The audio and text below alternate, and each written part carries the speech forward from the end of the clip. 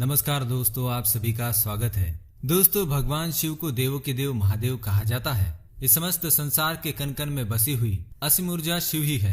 शिव ही आदि है और शिव ही अनंत है। प्राचीन मान्यता के अनुसार जब यह संपूर्ण ब्रह्मांड खाली था तो अचानक से एक विशाल का लिंग प्रकट हुआ जो अत्यंत तेजस्वी और भयंकर ऊर्जा से धधक रहा था। इस शिवलिंग के प्रकट होने के बाद समस्त ब्रह्मांड ऊर्जा से भर गया। इसी कारण इस ब्रह्मांड में मौजूद ऊर्जा को शिव शक्ति कहा गया है और शिवलिंग को शक्ति के रूप में ही पूजा जाता है। भगवान शिव जी को भोलेनाथ भी कहा जाता है क्योंकि वे अपने भक्तों में किसी भी प्रकार का भेदभाव नहीं करते। चाहे भक्त गरीब हो या अमीर हो, दानव हो, देवता हो, मानव हो अथवा पशु हो, ये सभी पर समान कृपा बरसाते हैं। समस्त संसार के पशुओं के पालनहार शिव जी को पशुपतिनाथ भी कहा जाता है। दोस्तों, भगवान शिव जी को आदि गुरु भी कहा गया है। वे ही इस संसार के सबसे पहले गुरु है। उन्होंने ही ज्ञान का उदय किया है और संसार को योग का भी ज्ञान स्वयं महादेव ने ही दिया है। भगवान शिव को प्रसन्न करने के लिए सुवर्ण, मानिक, मोती अथवा पंच पकवान की आवश्यकता नहीं है। वे तो सच्चे मन से चढ़ाए हुए एक बूंद जल से भी प्रसन्न हो जाते हैं। वैसे तो भोलेनाथ बिना मांगे ही अपने भक्तों को सब कुछ दे देते हैं, लेकिन प्राचीन ग्रंथों में कुछ ऐसे लक्षणों के बारे में वर्णन किया है।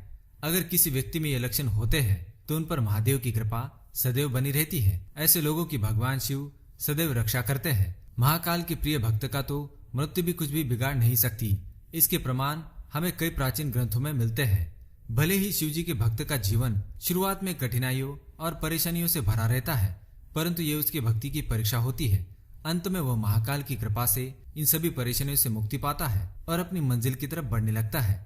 अगर आप भी महाकाल के भक्त हैं और जीवन में दुख है तो कभी हार ना माने, महाकाल पर श्रद्धा रखे, वे आपकी मनोकामना अवश्य पूर्ण करेंगे।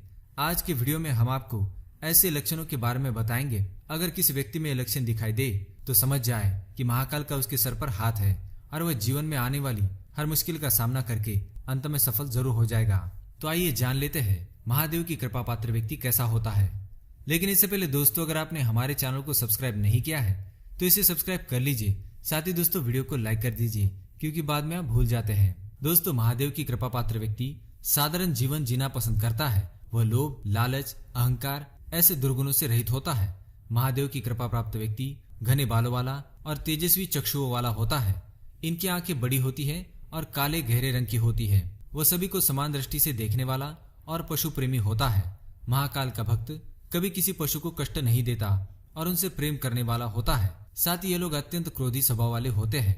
जब किसी के साथ गलत होता है या इनका कोई अपमान करता है या इनके कार्य में जानबूझकर बाधा उत्पन्न करने का प्रयास करता है तो इन्हें बहुत ही ज्यादा क्रोध आता है, परंतु इनका क्रोध उतना ही जल्दी शांत हो जाता है।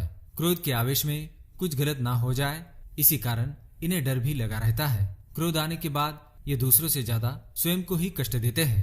परोपकाराय फलन्ति वृक्षाः, परोपकाराय वहन्ति नद्यः, परोपकाराय दुह्यन्ति गावः, परोपकारार्थमिदं शरीरम्।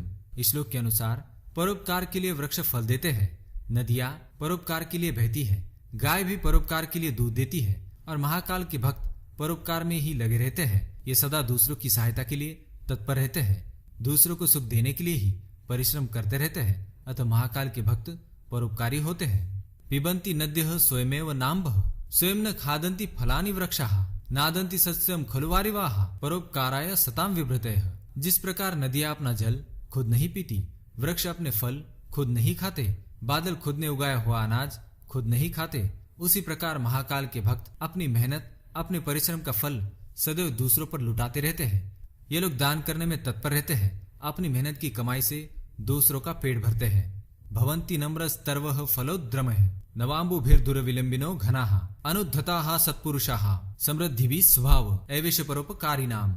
जिस प्रकार वृक्षों पर फल आने से वे झुकते हैं, पानी से भरे बादल आकाश में नीचे आते हैं और महाकाल के भक्त धन संपत्ति, ऐश्वर्य, सम्मान पाकर भी कभी गर्विष्ठ नहीं बनते, सदैव विनम्रता से ही पेश आते हैं। जिनके सिर पर महाकाल का हाथ होता है ऐसे लोग कभी दूसरों को तुच्छ नहीं समझते और सभी को मान सम्मान देने वाले होते हैं।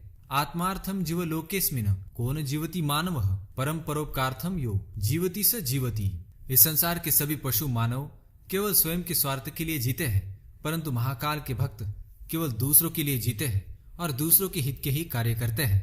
तो दोस्तों, ये थे महाकाल के भक्त के लक्षण। अगर आपके अंदर ऐसे लक्षण हैं तो हमें कमेंट में जरूर बताएं। अगर महाकाल के भक्त है तो कमेंट में ओम नमः शिवाय अवश्य लिखिए।